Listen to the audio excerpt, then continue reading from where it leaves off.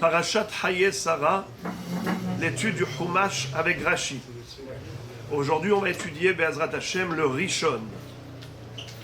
Vayihiyu Haye Sarah, Mea Shana, Ve'esrim Shana, Ve'sheva Shanim, Shene Haye Sarah. Dans cette paracha, la Torah nous raconte le départ de ce monde de Sarah Imenu, notre première matriarche. Et Rashi va nous expliquer que la juxtaposition entre ce récit et le précédent, à savoir la Akedat Yitzhak, c'est pour nous dire qu'en effet, Sarah Imenu a quitté ce monde, entre guillemets, à cause de ce qu'elle a pu entendre, comme quoi son mari a failli faire la shchita à son fils. Lisez le...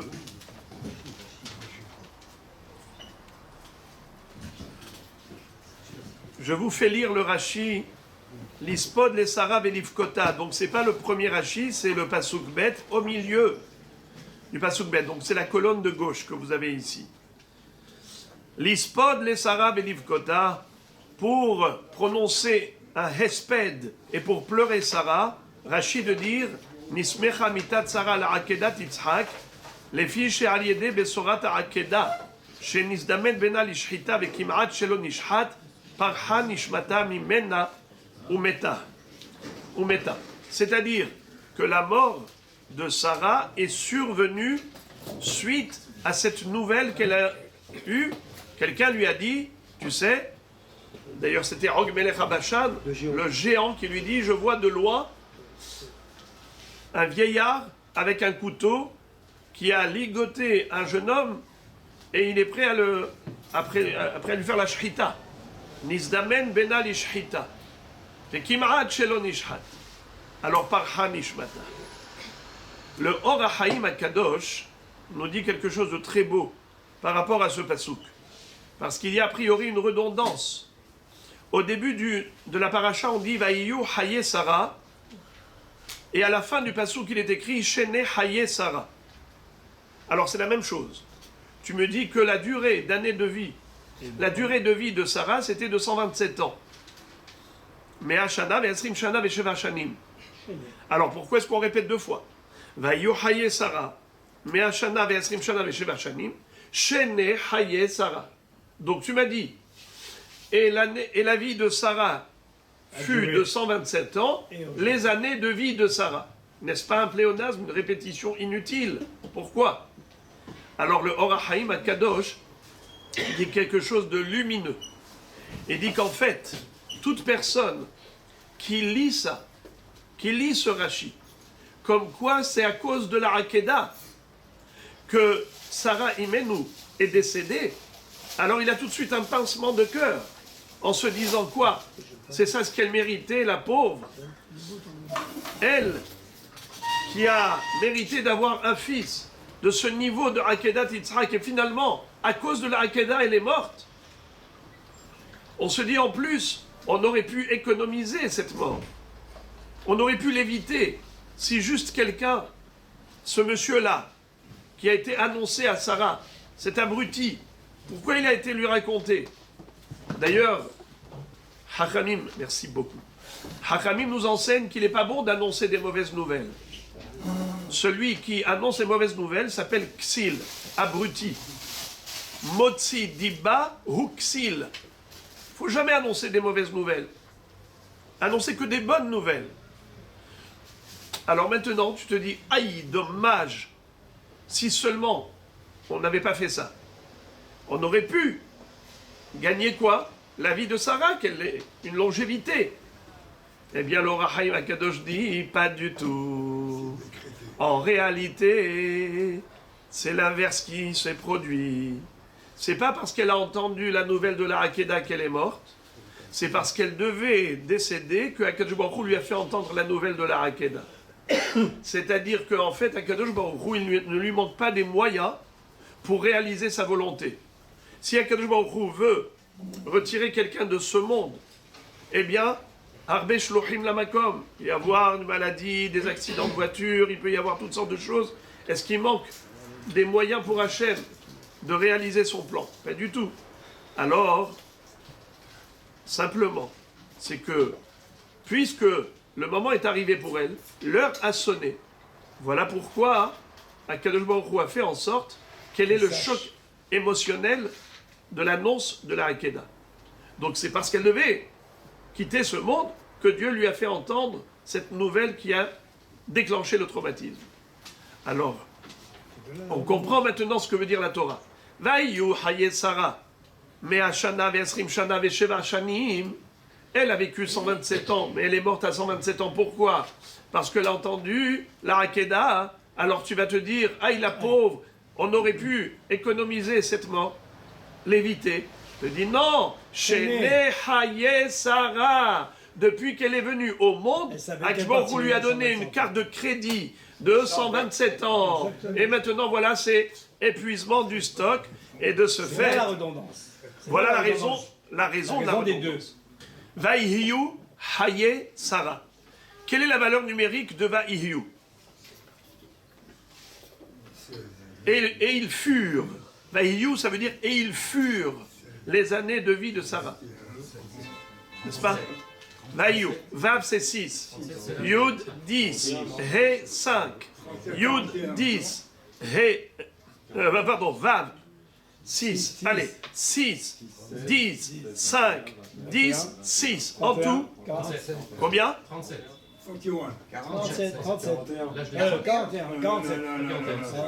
C'est facile. Regardez, vous avez les deux Vav. 6 et 6 déjà. Vav, ça fait déjà 12.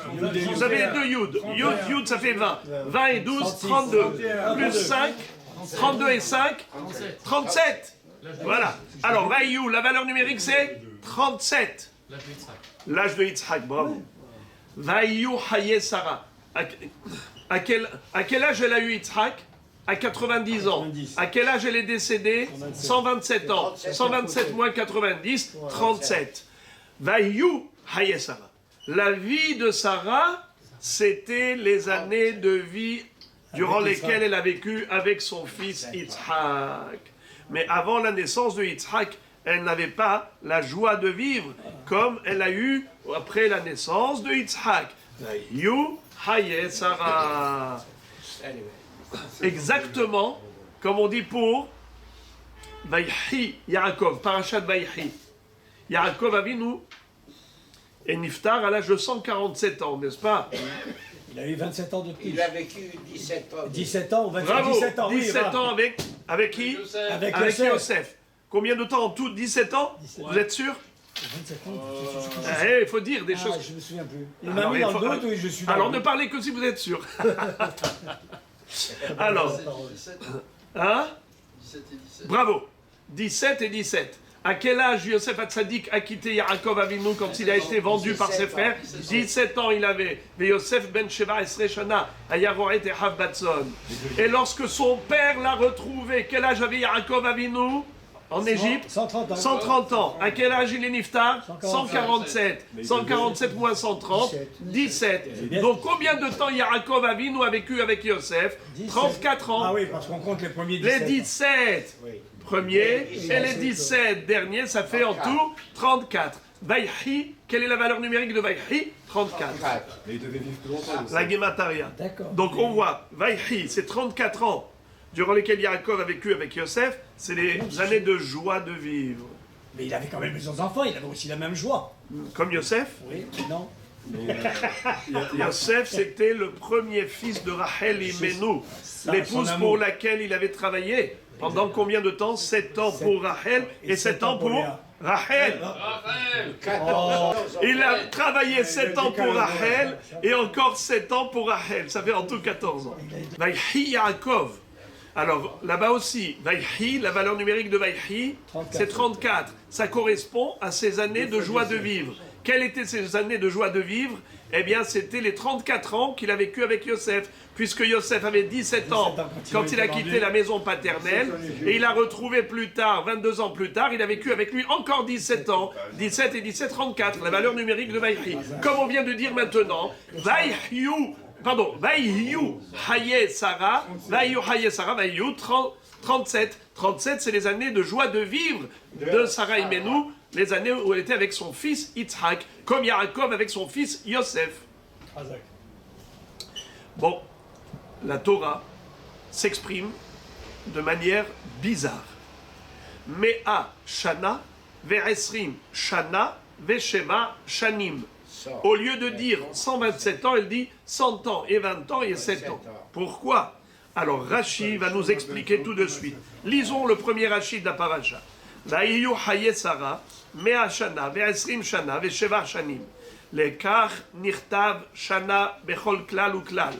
Pourquoi pour chaque groupe d'années, 100 ans, 20 ans et 7 ans, c'est-à-dire les centaines, les dizaines et les unités, on nous a écrit shana, shana séparément. Lomar lecha, pour t'enseigner, shekol ehad nidrash le'atzmo, que chaque unité, elle est commentée, interprétée séparément.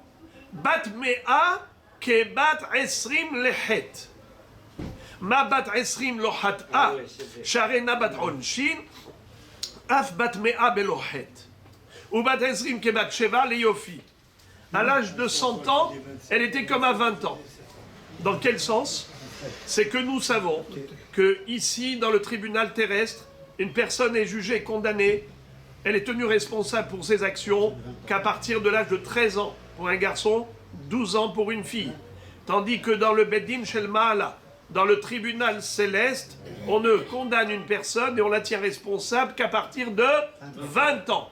Jusqu'à 20 ans, la personne est considérée comme innocente aux yeux d'Hachem. Alors, à 100 ans, Mea Shana, Kebat Esrim Shana, Mea Ve'esrim, Mea Ke'esrim. À l'âge de 100 ans, elle était comme à 20 ans. C'est-à-dire, elle n'avait pas fauté. Elle était pure, innocente, à l'âge de 100 ans comme à l'âge de 20 ans, puisqu'à 20 ans, on est considéré comme quitte aux yeux d'Hachem, puisqu'on n'est pas jugé jusqu'à 20 ans. Ça, c'était la grandeur d'âme de Sarah Imenou, une tzadékette extraordinaire.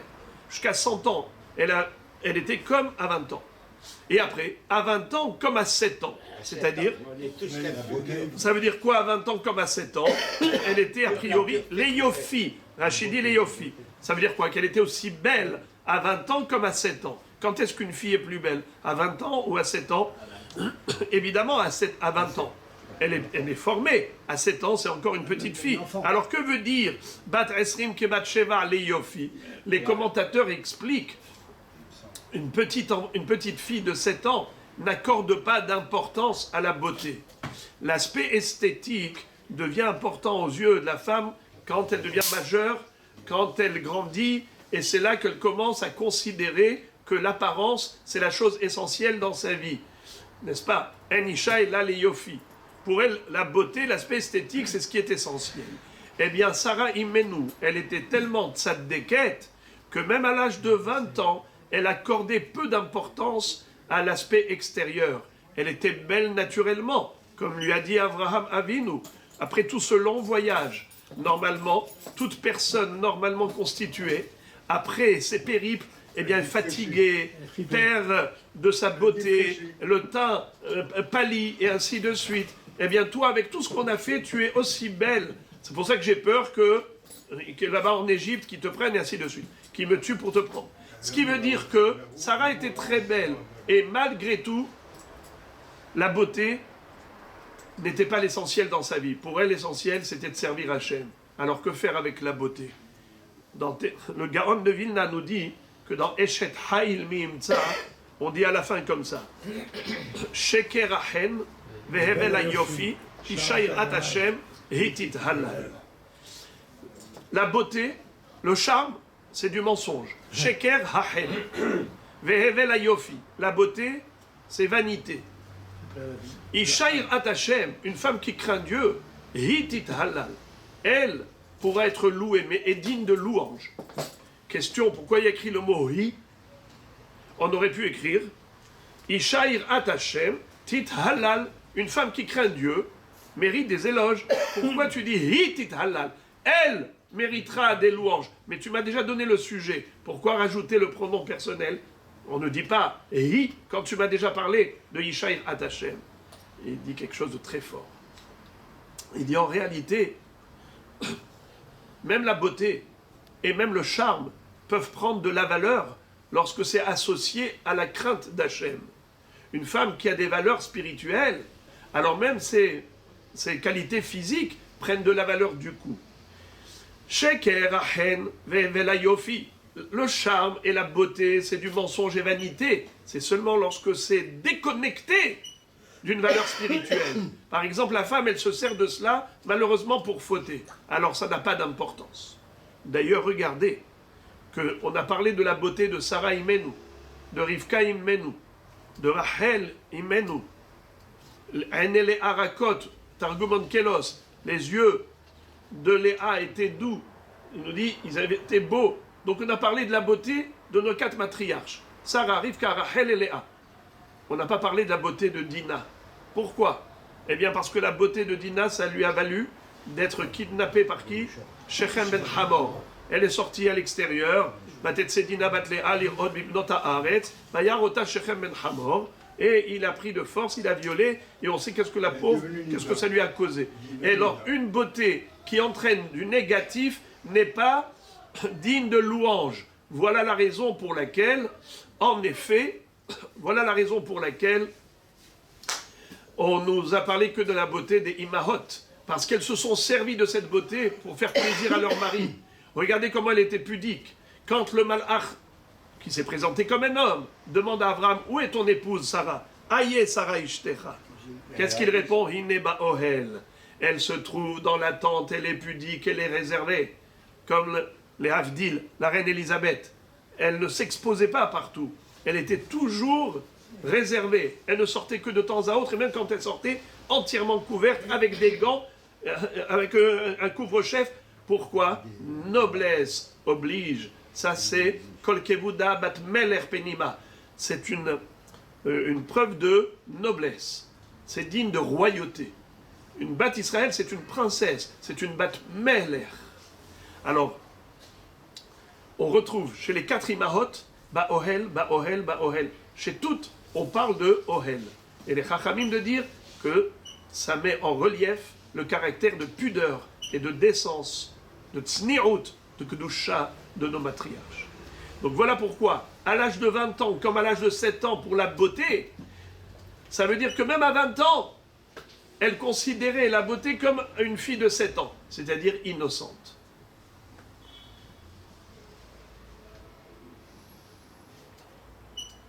Un dernier mot. Elle avait 127 ans.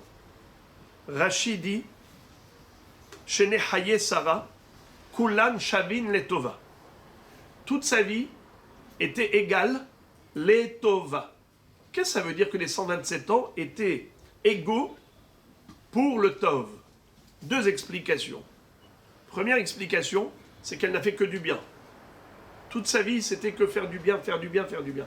Kulan Shavin Letova. Donc c'est le Tov qu'elle a réalisé, qu'elle a accompli.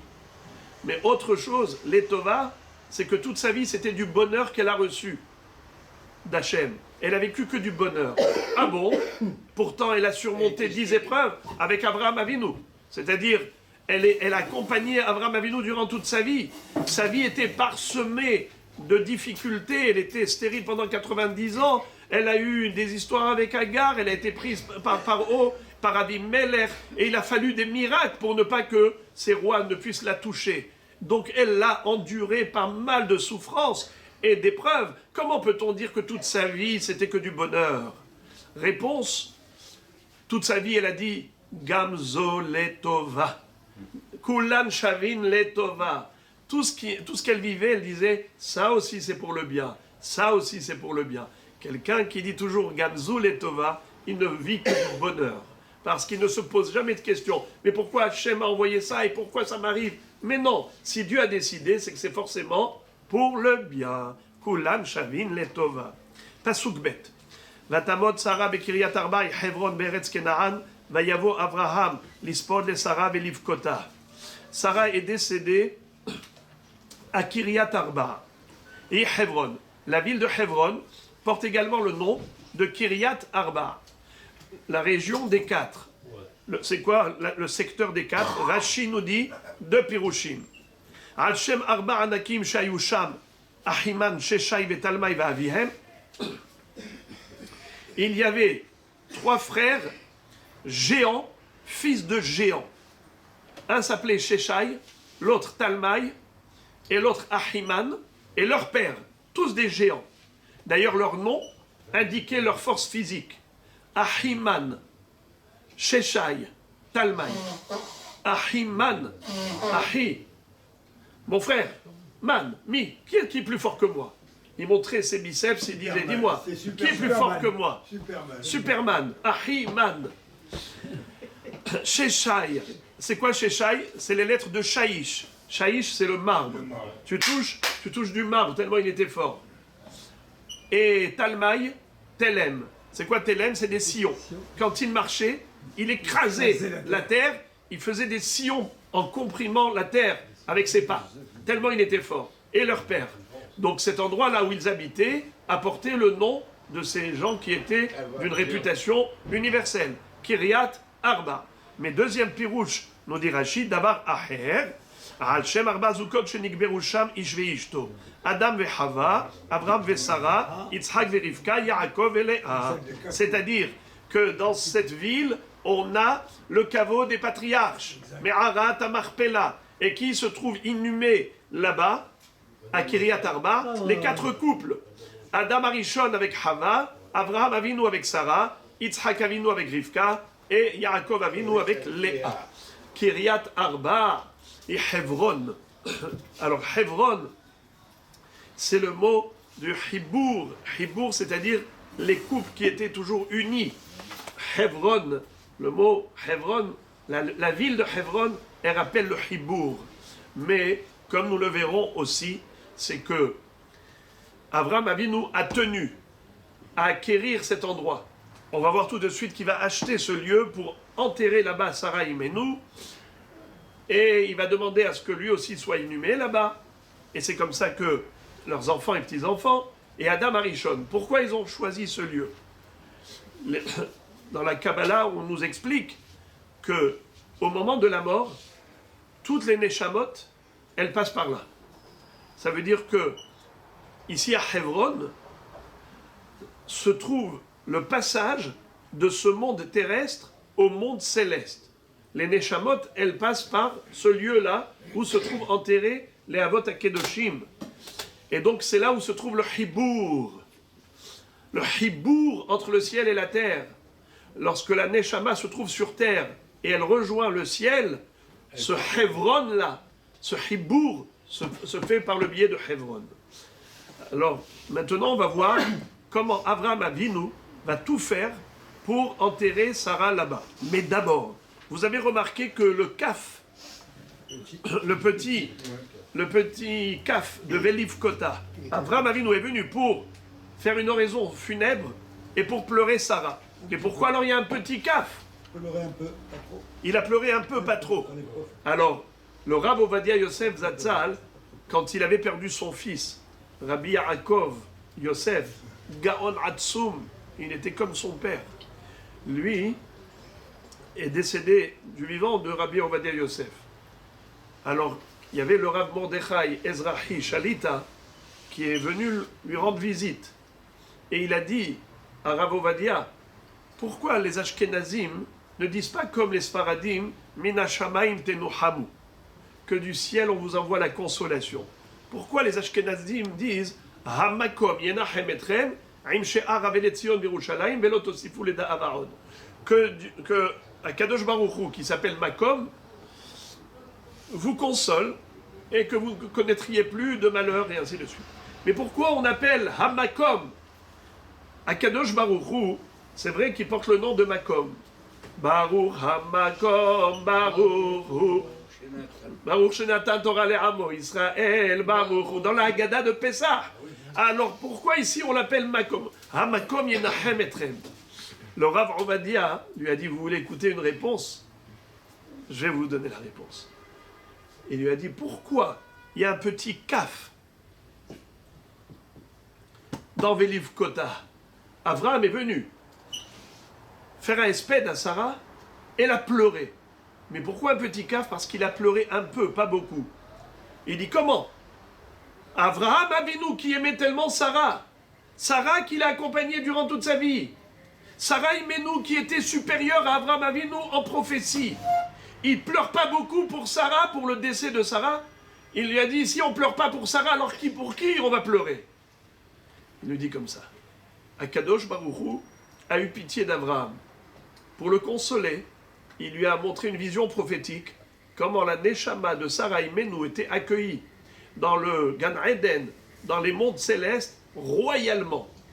Tous les Malachim et les Nashim Tzadkaniot qui l'accompagnaient pour l'installer dans le Gan Eden Elyon. Et quand il a vu Avraham Avinu, la joie de Sarah, comment elle était là-bas installée dans le paradis, de se retrouver au-devant de la Shekhinah, dans une place à proximité d'un Hachem, alors il a dit, je pleure, pas pour elle. Elle est heureuse. Pour moi. Il pleure que pour lui parce qu'elle lui manquait. C'est-à-dire qu'un homme pleure pour deux raisons.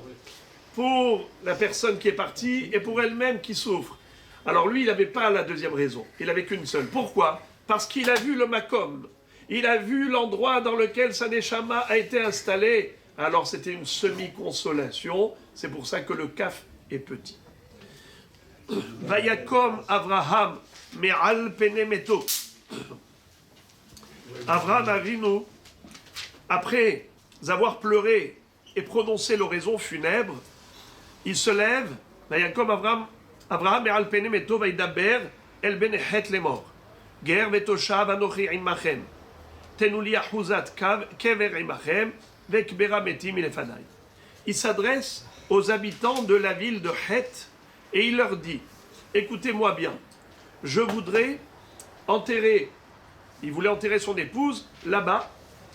Alors donnez-moi s'il vous plaît une parcelle de terrain, un pan de terre pour inhumer sa défunte. Il leur dit, Ger vetoshav anochi imachem. Je suis étranger et je suis un citoyen avec vous. Alors Rachid dit, mais c'est contradictoire. Ger c'est un étranger, un citoyen c'est quelqu'un qui est résident régulier. Alors il leur a dit comme ça.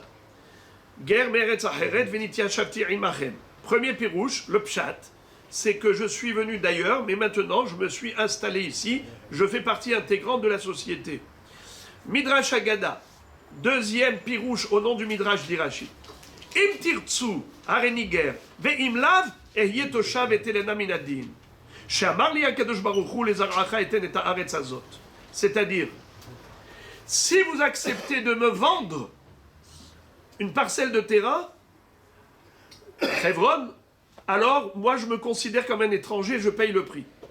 Si vous refusez de me vendre, eh bien je prendrai de force, parce que Dieu m'a promis cette terre. Alors si vous voulez, je me comporte comme un guerre, sinon je me comporte comme un toshav. Moi je voudrais qu'on s'arrange à l'amiable, je paye le prix, mais vous me vendez absolument, vendez-moi. Ahuzat kever, ahuzat karka le bet akvarot. Une parcelle de terrain qui sera réservée à l'enterrement. Vayaranu bene Het et Abraham les morlo. Les habitants de Het ont répondu à Abraham Avinu, Shema enu Adoni, écoute notre maître, notre Seigneur. Nessi Elohim ata betochenu. Tu es un prince de Dieu, toi, parmi nous. Bemifhar kevarenu kevoret metecha. Tu pourras choisir le meilleur des tombeaux, des caveaux. Ish mimenu et kivro lo ichle mimecha mi kevor metecha. Personne ne va t'épargner, personne ne va t'empêcher d'avoir ici un caveau. Il n'y a aucun problème. Alors Abraham se lève et il se prosterne devant la population, les habitants de Het, pour les remercier. Vaïdaber itam les morts. Et là, il leur adresse un message. Im yesh et nafshechem likbor et metim ilefanai. Si vraiment vous le voulez, vous le souhaitez, que je puisse enterrer ma défunte ici, shemaouni ou pigrouli be'efron betzoha. Écoutez-moi bien. Essayez de demander pour moi à Ephron ben Tsohar, veiten li et me'arat amarpela asherlo, asher miktse sadeu, qu'il me donne la grotte, la double, on appelait ça la grotte du duplex. La grotte duplex. Pourquoi ça s'appelle la grotte duplex? Me'arat Marpella. Alors, c'était construit de cette manière à ce qu'il y avait 2 étages, ou bien parce que ceux qui étaient enterrés là-bas, c'était des couples, 2 par 2. Donc c'est pour ça que ça s'appelle Marpella, la grotte des doublons. Parce qu'on avait Adam et Chava, Avraham et Sarah, Yitzhak et Rivka, Yaakov et Léa. Asher Miktseh Sadeu, qui se trouve à l'extrémité de son champ, Bechesef Malei Tenenali Betorechem Lahuzat Kaver. Je paierai le plein pot, tout le tarif, tout le prix que ça coûte pour pouvoir acquérir définitivement cette parcelle de terrain comme étant le caveau pour l'enterrement, qui va devenir en effet Me'arat Marpella, le caveau des patriarches. Alors, Rachidi, Nafshechem, Retzonchem, Im Yeshet Nafshechem. Intéressant. Quand il leur a dit, si c'est votre ratson, si c'est votre souhait de m'accorder mon désir, pourquoi est-ce qu'il leur a dit Nafshechem? La volonté, il appelait ça Nefesh. Quel rapport Nefesh et Ratson? Rachidi, traduction du mot Nafshechem, Retzonchem. Mais quel rapport entre Nefesh qui veut dire l'âme et le Ratson qui veut dire la volonté? La réponse, les amis, qu'est-ce qu'un homme? C'est quelqu'un qui veut. Qu'est-ce qu'une personne vivante? C'est quelqu'un qui souhaite et qui désire, qui a envie. Qu'est-ce qu'une personne morte? Qui n'a plus d'envie, qui n'a plus aucun désir. C'est-à-dire que la différence entre la vie et la mort, c'est l'existence du désir. Qu'est-ce qu'un être humain? Il veut, et il veut, et il veut, et il veut. C'est toute la vie. Qu'est-ce qu'on fait toute la vie? Rien que vouloir et vouloir et vouloir. Quoi? Eh bien, il y a ceux qui veulent une réussite matérielle, il y a ceux qui veulent une réussite spirituelle, mais on n'est que dans le désir. On n'est que dans la demande, que dans la conquête, dans la quête, dans la requête. On n'est que dans cela. C'est ça le nefesh. C'est pour cela que la Torah appelle le ratson nefesh. Parce que l'homme se définit par son ratson. C'est ça sa vie. Et donc quelqu'un qui veut servir Dieu, eh bien sa vie c'est la vie pour Hachem. Quelqu'un qui veut juste répondre à des désirs physiques, eh bien sa vie, elle est, je dirais, bestiale, animale. Il a une vie animale. Donc tout dépend du ratson. Quel est ton objectif dans ta vie? Qu'est-ce que tu veux atteindre comme objectif? C'est quoi ton souhait réel? Hamarpella, Rachid donc nous a donné les 2 explications que je viens de dire. Baït ve'aliyah al-gabav, la maison avec l'étage au-dessus, c'est-à-dire premier étage, deuxième étage. Dabaraher shekfula bezugot. En effet, c'était des doublons au niveau des 4 couples qui étaient enterrés là-bas. Bekesef malé, je payerai kol shobia plein pot. Alors en rabotaille, je vais vous dire un pirouche. Vous partirez d'ici avec un bonbon. Vraiment, mais Hazrat Hashem, les Neder, je vais vous donner ce bonbon. Vous l'aurez comme ça pour Shabbat à distribuer. Écoutez ça. Ve'efron Yoshev Betor Benechet.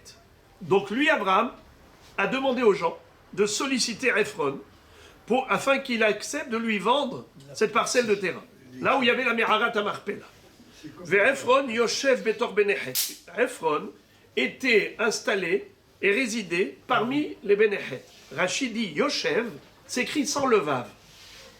Comme si c'était écrit Yashav.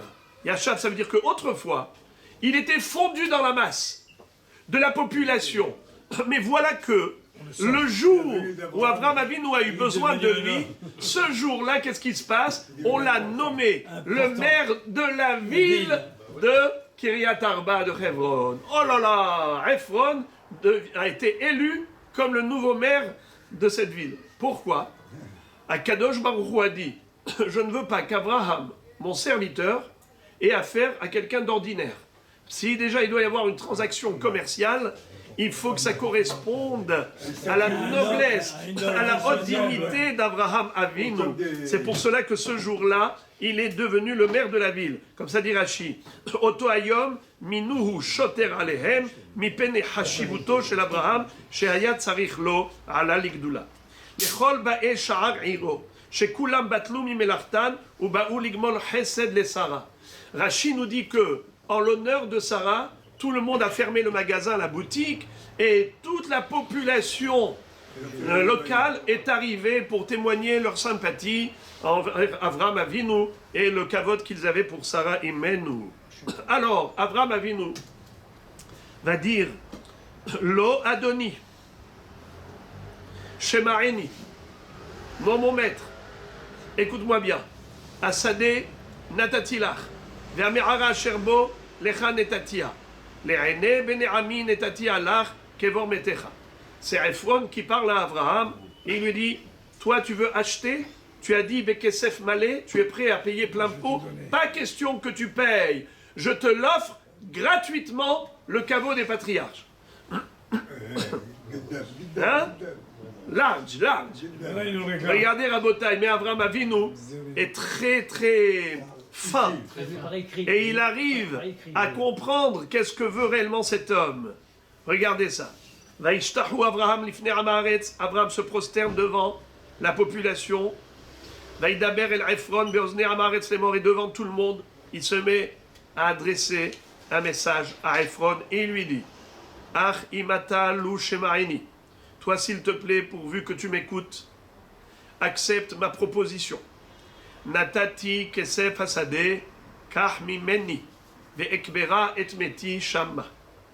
Non, moi je veux payer, je ne veux pas de gratuité. Je te donnerai le prix du sadé, comme ça je pourrai enterrer paisiblement le maître, c'est-à-dire Sarah. Vayan, Ephron et Avraham les morlo. Alors, Ephron va dire à Avraham, bon, si tu insistes, écoute, non. Adoni, Shemaini, écoute-moi bien. Eretz, arba me'ot shekel kesef, beni ou benecha maï, vet metecha kevor.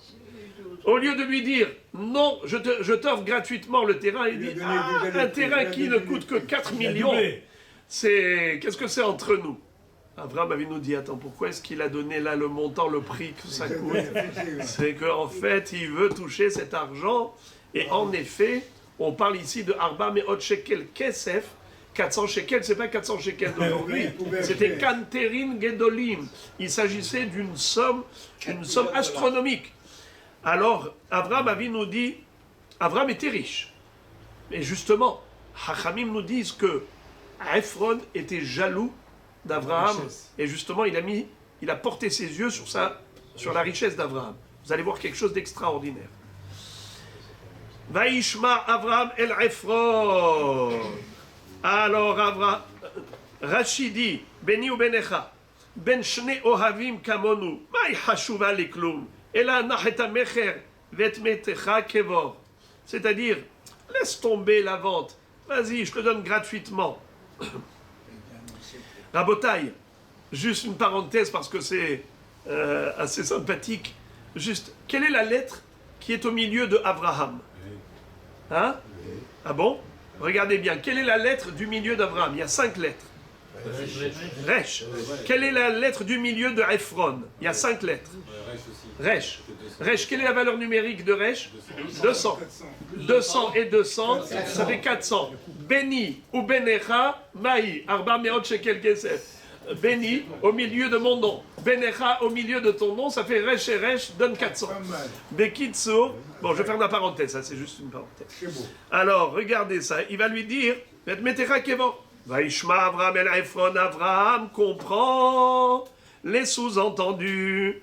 Alors il a compris qu'il voulait les 400 shekels. Vaishkol Avraham le Ephron et akesef, asher diber beozne benechet, arba meot shekel kesef, envers la soher. Avraham va peser les 400 shekels, kanterim gedolim, comme dit Rashi, envers la soher qui passe partout, monnaie courante, c'est la devise qui était universelle.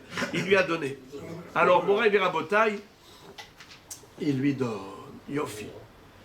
Hachamim nous disent que le mot Ephron se retrouve sans le vav. Où ça? Vaishkol Avraham le Ephron et akesef. Avraham a pesé pour Ephron l'argent. Regardez Ephron, partout c'est écrit avec vav. La seule fois où c'est écrit sans le vav, c'est lorsqu'il lui a donné l'argent. Vaishkol Avraham le Ephron. Il n'y a pas de vav. La seule fois où il y a écrit Arba me'ot shekel avec vav, c'est ici. Regardez, juste avant, il est écrit Arba me'ot shekel kesef, dans le passouk tet vav, il n'y a pas de vav. Et dans le passouk tet zayin, il est écrit qu'il lui a donné 400 shekels, il y a le vav dans me'ot. Alors, regardez les deux différences. Dans le passouk d'avant, Ephron, c'est toujours avec vav. Quand on arrive à ce passouk, le passouk tet zayin, Vaishkol Avram le Ephron, il n'y a pas de vav dans Ephron. Dans me'ot, Arba me'ot, 400, eh bien chaque fois, c'est sans le vav. Et là maintenant, ici, c'est avec le vav. Hachamim nous disent, Nivhal lehon ish ra'ain, velo yadar ki choser yevoenu, ze Ephron, haser vav. C'est-à-dire, Ephron, c'est un homme qui était jaloux. Ish ra'ain, un homme qui avait un mauvais œil, un homme qui a les yeux qui sortent quand il voit la réussite de l'autre. Eh bien, ce ra'ain, c'était Ephron, Natan enav bemamono shel tzaddik. Il a porté ses yeux sur l'argent d'Abraham. C'est pour ça qu'il a demandé beaucoup. Mais lo yadar ki choser yevoenu. Mais il ne savait pas que, au contraire, il va perdre, et donc il y a le vav en moins. Au lieu de Ephron avec vav, Ephron sans vav, il a perdu un vav. Alors, c'est quoi le pshat? Ça veut dire que dans la Torah, perdre un vav dans la Torah, c'est une perte éternelle qui symbolise dans les mondes célestes, puisque la Torah est liée au monde céleste, perdre un vav dans la Torah, c'est perdre des mondes. Mais il y a un pirouche, je vous ai dit que c'était le bonbon que je vous promettais. Avraham Avinu, lorsqu'il était chez Avimelech, en Eretz Pelishtim, on a raconté ça dans Parashat Vayera, que Avimelech, comme Abraham disait que Sarah c'était sa sœur, elle disait c'est lui, il est mon frère. Avimelech l'a trouvée très belle, il a voulu la prendre. Qu'est-ce que fait Akadosh Baruch Hu? Il vient dans le rêve de Avimelech, il dit gare à toi si tu touches à cette femme. Je te tue tout de suite. Promets que tu la rends. Il lui dit mais c'est pas de ma faute, il m'a dit que c'est sa sœur. Il a dit bon, c'est pour cela que je t'ai pas tué. Maintenant, tu te réveilles, tu lui rends et demande pardon. À Abraham, il va prier pour toi.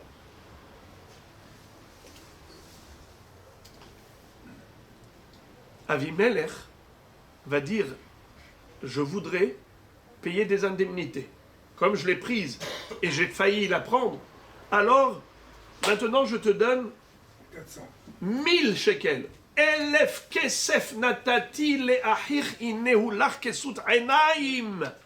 Et Avimelech dit à Sarah, regarde, tu vois, j'ai donné 1000 kesef, 1000 shekels, elef kesef, j'ai donné à, comment il s'appelle, à Abraham, à ton frère, puisque tu as dit que c'est ton frère, voilà, je lui ai donné 1000 kesef, et ça c'est pour fermer les yeux des gens et fermer les bouches de tous ceux qui pourraient dire du mal de toi, que si j'avais abusé de toi, eh bien je t'aurais envoyé comme une chienne, mais là maintenant, les gens vont voir que j'étais obligé de payer des indemnités, ça va fermer la bouche aux gens, ils ne pourront pas dire que tu as été souillé par Avimelech. Eh bien, à ce moment-là, regardez, je vous lis. Ul Sarah Amar ine natati elef kesef le'achir ine ulach ksut enaim echol asher itach ve'et kol ve'nochachat. C'est chapitre 21, Passouk 16. Alors, à Botaï, combien d'argent a donné Avimelech à Abraham pour garder l'honneur de Sarah, pour préserver l'honneur de Sarah? 1000 kesef, très bien. Maintenant, Abraham Avinu, il a gardé cet argent tout le temps, pourquoi?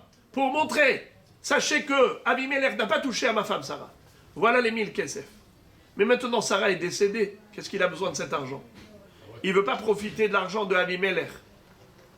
Qu'est-ce qu'il fait? Il dit cet argent, je vais le donner à un autre goy, à Ephron, à un autre idolâtre. Je donnerai à Ephron, et comme ça, avec ça, je vais acheter la Me'arat Marpella pour Sarah. Ça, c'était pour préserver l'honneur de Sarah. Eh bien, cet argent, je vais l'investir dans l'acquisition du terrain pour Sarah, pour inhumer Sarah. Combien donc il a donné? il voulait donner 1000 kesef. Combien l'autre a demandé? 400. Mais en fait, si vous regardez qu'il y avait entre eux un intermédiaire, un agent commercial. Regardez-moi ça comment. C'était un agent immobilier. C'est écrit comme ça, Vaidaber. El Efron Beozne Ama Haaretz. Parce qu'au début, il leur a dit demandez à Ephron. Regardez comment c'est écrit. וידבר איתם לאמור, אם יש נפשכם לגמור את מתי מלפניי שמעוני ופיגעו לי בעפרון בן צוחר וייתן לי את מערת המכפלה אשר לו אשר בקצה שדהו. Demandez à Ephron de bien vouloir me vendre. Alors maintenant, l'autre il était gêné de prendre l'argent directement. Alors il dit, donne à mon agent immobilier, donne-lui.